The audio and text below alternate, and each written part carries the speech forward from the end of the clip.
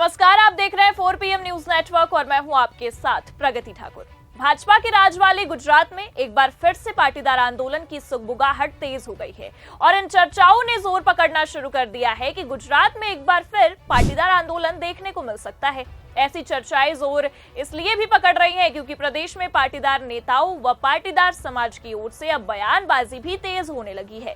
अब पाटीदार आंदोलन को लेकर निर्मा समूह के उद्यमी करसन भाई पटेल और आरक्षण आंदोलन के नेता हार्दिक पटेल खुलकर एक दूसरे के आमने सामने आ गए हैं। करसन भाई ने आंदोलन को याद करते हुए कहा कि आंदोलन के नाम पर आंदोलनकारियों ने राजनीतिक रोटियां सेकी हैं। आंदोलन के कारण समाज की बेटी का मुख्यमंत्री पद चला गया। करसन भाई पटेल के इस बयान पर पाटीदार आंदोलन के नेता रहे हार्दिक पटेल की ओर से पलटवार भी किया गया। करसन भाई पटेल के बयान के जवाब में हार्दिक एवं उनके साथियों की ओर से कहा गया कि करसन भाई करोड़पति हैं, वे समाज की वेदना को नहीं समझ सकते। हार्दिक पटेल की ओर से कहा गया कि आर्थिक रूप से कमजोर वर्गों को आंदोलन के कारण ही 10% आरक्षण मिला है।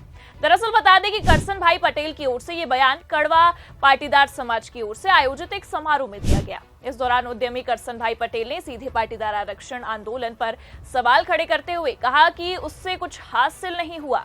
उन्होंने कहा कि इस आंदोलन के कारण ही तत्कालीन सीएम आनंदीबेन पटेल को अपना पद छोड़ना पड़ा। उन्होंने ये भी कहा कि आंदोलनकारी राजनीतिक रोटियां सेकने में भी सफल रहे। करसन भाई पटेल के इस बयान पर वीरमगाम से भाजपा के टिकट पर विधायक बने हार्दिक पटेल ने प्रतिक्रिया देते हुए कहा कि करसन भाई करोड़पति हैं, वो पाटीदार समाज की वेदना को नहीं समझ सकते हैं। हार्दिक पटेल ने आगे कहा कि आंदोलन के कारण आर्थिक रूप से पिछड़ी 50 से अधिक जातियों को शैक्षणिक संस्थाओं व नौकरी में 10% आरक्षण मिलने लगा। भाजपा विधायक ने आगे कहा कि केंद्र सरकार के इस वर्ग के लिए 1000 करोड़ रुपए की युवा स्वावलंबी योजना प्रारंभ की। इस दौरान हार्दिक पटेल ने करसन भाई पटेल पर आरोप लगाया कि करसन भाई पाटीदार समाज को कड़वा व लेउआ में बांटने का प्रयास कर रहे हैं। समाज ऐसे लोगों की पहचान करे। उधर आपको बता दें कि पाटीदार नेताओं की ओर से भी इस मामले को लेकर बयानबाजियां तेज हो गई। पाटीदार नेताओं की ओर से कहा गया कि आनंदीबेन पटेल को राजनीतिक कारणों से इस्तीफा देना पड़ा था। पाटीदार नेताओं ने आरोप लगाया कि अगर करसन भाई को पीड़ा हुई थी तो उसी वक्त बोलना चाहिए था।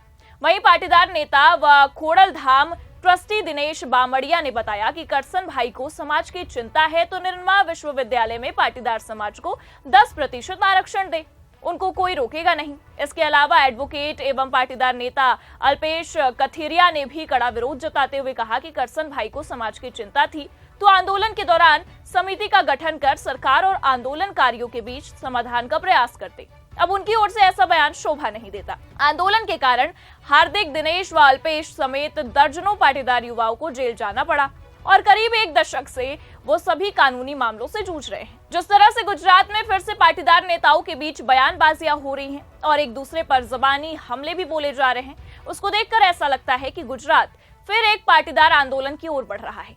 अगर फिर से पाटीदार आंदोलन होता है तो उससे बेशक प्रदेश की भूपेंद्र पटेल सरकार के लिए मुश्किलें बढ़ सकती हैं और कहीं ऐसा ना हो कि एक बार फिर से सीएम की कुर्सी पाटीदार आंदोलन की भेंट चढ़ जाए और मुख्यमंत्री भूपेंद्र पटेल की कुर्सी छिन जाए। फिलहाल आपको इस मामले पर क्या कुछ लगता है, कमेंट करके जरूर बताएं और देखते रहिए 4 PM न्यूज नेटवर्क। नमस्कार।